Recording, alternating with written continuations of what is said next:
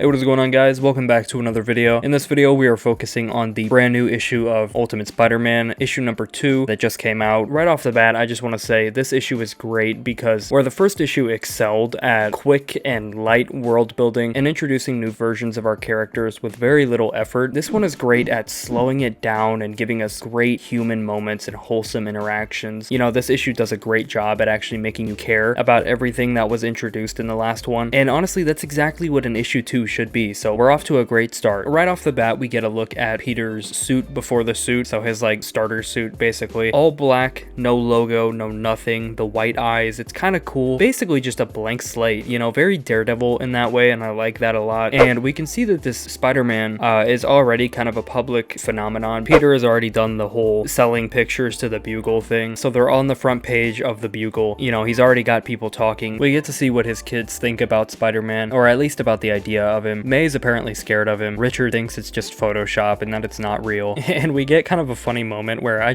laughed. It's so stupid, but I thought it was so funny. Peter's basically comforting May, telling her there's nothing to be scared of, before MJ walks in saying, "What are we scared of?" To which Peter answers Photoshop. And you know, MJ being a model, she replies, "Tell me about it." I don't know, I just thought that was such a good joke. Also in this scene, MJ asks if Peter's been working out, clearly already seeing a physical change. So it's really cool. We've kind of like skipped past all the origin stuff and just kind of jumped straight into it. Spider-Man's back, he has his suit, he's already changing. The pacing is off to a great start, and I love that. I feel like there's no time wasted in either of the two issues so far. We get a little look at Peter's new elevated workout routine, as well as some narration from him about his new diet of 10,000 calories a day, decreased sleep, and becoming quote-unquote more sticky. We also see that Peter's already web swinging, but he's having trouble kind of coming to a stop from the swing. I also don't know how he got his webs. They didn't say, I don't think, so I'm not sure if there was like a Tobey Maguire or Sam Raimi thing going on there, but I would love it if there was. We also catch up with Ben and Jonah doing the most old man activity ever, talking about the new Spider-Man pictures being paraded around by the Bugle. You know, obviously, as we know, the Bugle's bankrolled by Kingpin, who had an assassination attempt on him by our still mysterious Green Goblin, who's really not so mysterious, most likely Harry Osborn or a Norman Osborn that faked his death. The main thing of this scene is Ben and Jonah kind of talking it through, putting two and two together, and commenting on the fact that Kingpin is very intentionally putting Spider-Man on the front pages to distract from the Green Goblin story that he very easily could be telling, and start to theorize that he's probably trying to cover up because of the fact that people might ask why and might start to uncover the dirty things that he's doing. So when they realize that there's not going to be any other newspaper that starts to like dig into that story, they start to use that as further motivation to start their own newspaper company to rival the Bugle, where they can't have the truth filtered out by dirty money. While swinging around through the city, Spider-Man reflects on his situation a little bit in an almost wall-breaking way, saying, "If the life you had stolen from you was suddenly given back to you 20 years too late, are you still obligated to relive it? Is it still necessary to try and like live the life that you're told you were meant to have when you're 2 decades behind the curve?" And you know, it's kind of cool because this is very subtly setting up Spider-Man's origin in this universe, because in an abstract way here, he's asking why he should be Spider-Man. You know, don't forget, this version of Peter did lose his Aunt May and his parents, but he never lived through the death of Uncle Ben. He never experienced the consequences of not using his great power responsibly, so he has no real like moral urge yet to go and do good things and save people. There's no wrong in his life that he has to work every day to try and right, so it's really cool to see him questioning it as he should be. We then get to see the first encounter between Spider-Man and one of his villains, aside from Green Goblin and Kingpin, and this villain is Shocker. Design is very similar but very different, as he's trying to break into some place, and Peter just kind of like approaches him as a guy, like just tries talking to him. You know, he's not into the full like combat thing yet, so he's just being really approachable, just talking to him, literally like just as a dad. He's just trying to like talk to him about it and like negotiate. And then so Shocker's like, "Sure, man, you know what, I was gonna break into this place. I'm just really desperate, but you know, you're right, there's always another way." And then holds out his hand and he's like, "Thank you for stopping me. You know, I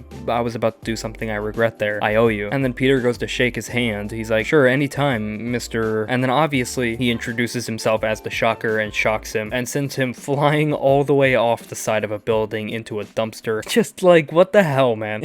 Peter then climbs back into his apartment in the dead of night, wounded, basically just trying to heal his wounds with some comfort ice cream, before realizing that his daughter has been watching watching the entire time, seeing the scary Spider-Man from the newspaper crawling into her home, sitting in her living room, eating her ice cream. And so to prevent her from freaking out, Peter he's forced to unmask himself to her and make little May Parker the first person in the Ultimate Universe to learn Spider-Man's secret identity. And honestly, it actually goes over really well with her. Very wholesome moment. He tells her about the spider. She tells him he smells bad. He tells her he fell into a dumpster, and they both just agree to keep it a secret until later. Peter tries to bribe her with some ice cream. She says yes, but I still don't like the costume, to which Peter responds, well, maybe we can do something about that too. He then tries to stop Shocker again the next night, and actually approaches it the correct way this time, tries to fight him, tries to put him down, still loses again, still falls into a dumpster again, still has to sneak back in his apartment and have some comfort food, defeated once again. And you know, at this point he's just like, you know what, not good, Peter, not good at all. He says, face it, you might not be cut out for this, before noticing a note on the fridge from May. It's a drawing of a spider, a blue and red spider, reading, I drew a picture of your spider, I hope you like it, you're the best, May. And upon reading this, Peter instantly changes his mind, saying, maybe I'll give it one more day.